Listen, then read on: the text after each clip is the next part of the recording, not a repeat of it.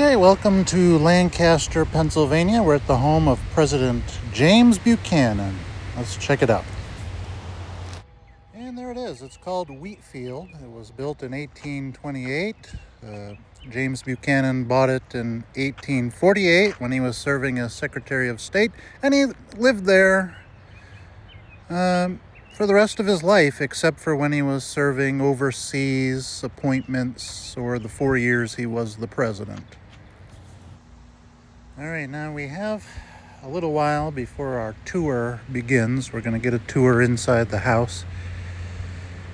But in the meantime, while we wait, we'll just kind of meander around the grounds and around the house, and I'll tell you a little background information about James Buchanan. Okay, so he was the 15th president, James Buchanan. Went to college in Carlisle, Pennsylvania. Then he studied law, opened a law practice here in Lancaster. Was a great speaker, which paved the way into politics. He's the only president to remain a bachelor, even though in 1819 he did get engaged to a woman named Ann Coleman. I've heard different stories about what happened at that point. Some say that he broke off the engagement, but I've also heard it the other way around. Whatever happened, he never did get married, but he did take in his niece and nephew and raise them when their parents died of tuberculosis. And then once he entered into the political arena, his career really took off. He served in the House, he served in the Senate, he was Secretary of State, he was an ambassador to Russia and to Great Britain, and eventually, like I stated a second ago, he became the 15th President of the United States. Gave some speeches right on this porch and ran his campaign from this house. And not considered the greatest president ever, but so James Buchanan was the predecessor of Abraham Lincoln. And obviously slavery was the big issue in the United States at that time. Buchanan tended to side with the South, and he depended on the South, really, to consolidate his power. He said that he felt slavery was morally wrong, but it's kind of hard to reconcile that with a lot of his policies. He opposed a provision that would have kept slavery from being expanded into new territories, and he supported the Compromise of 1850. And I think people on both sides of the political aisle widely criticize him for lacking the intestinal fortitude to brace for and deal with the inevitable war that was about to take place. All right, we're just listening to one of these audio tour things. I'm going to be quiet and we'll listen as it talks about that outhouse over there. And I'll put a video that I took a few minutes ago, picture in picture. This building was in use before indoor plumbing was an option. The building has 2 rooms. One has an impressive 5 seats. The other door opens to a section with only 3 seats. When William Jenkins had Wheatland built, he knew he would have to accommodate his large family of 12 children, his wife and himself, as well as his large staff. The 5 seats differ in size, so the little children did not have to perch precariously over a large hole with the possibility of falling into the night soil. The side with the 3 seats was likely used by his staff members. Although most of us are used to privacy in the toilet, modesty meant something different to 19th century Americans.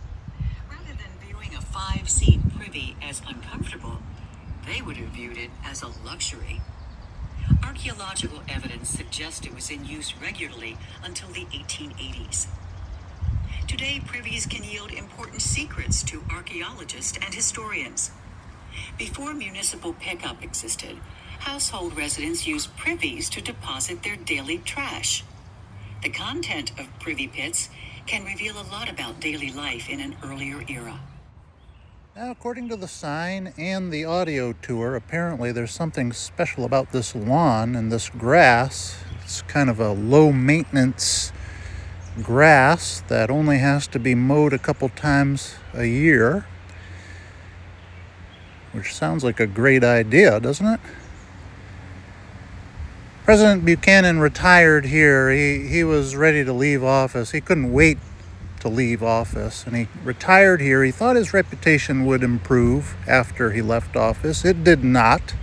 He used to take walks down to that pond, and there was a sign. I'll put a little video in here of it. He told his doctor if he comes back and reincarnation is a thing, he'd like to come back as a frog in that pond. Now, also on this property, there is an 11-acre, I hope I say this right, arboretum. It's a lot of trees. Over 100 species of trees from all over the world. And my wife likes this tree that we're looking at right now, and she loves the arboretum. I don't know how to say that. Served as the Arboretum's naturalist until his own death in 1991. Then a group known as the Friends of the Tangier Arboretum was established here.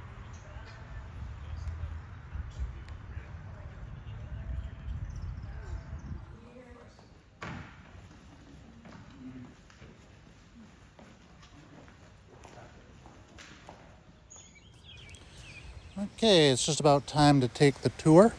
I'll probably make a slideshow with still photographs when we go inside the house, but someone that works here was just saying something kind of interesting, that as bad as a president many people consider James Buchanan to be, there's another president, John Tyler, who really is kind of considered to have renounced his citizenship.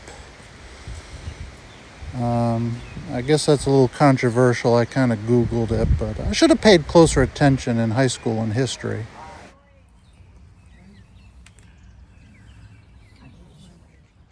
Okay, the tour is complete. I made a little slideshow, which I will narrate while we walk back up to the visitor center. All right, so James Buchanan bought this place for $6,750. Pretty good deal, right? Lived here with his niece and nephew, as I mentioned before. They did little reenactments with actors and actresses in 3 of the rooms, and it was great. I mean, they really put a lot of effort into it, and it really was nice. There's a desk coming up right there that was given to James Buchanan as a gift by, I think, someone from India. They were shocked when he became president, and they gave him that desk. That was his favorite chair, I think. Anyways, Harriet Lane Johnston, that was his niece. She is the first woman to be called the First Lady. Obviously, she wasn't married to him, but she was his niece. But she was the hostess. She did all the functions. In the American press, gave her that title, the First Lady, they called her. And then there was also Buck, his nephew, Buck. And he lived here and worked as his private secretary when he was president, which is basically chief of staff. This is the bed where the president died, and in this room where he passed away. But was a nice tour, and very, very well done. Very informative guide. That altar or kneeling bench, whatever you would call that, was Harriet's. So many people died tragically in her life that towards the end of her life she really turned to God. She laughed often, won the respect of all, found the best in others. Very nice tribute. Because she lived, the world is a better place. Barbara Ann Dunlap, Minnie. Wife, mother, daughter, educator, friend. Okay, we'll see ya. Bye-bye.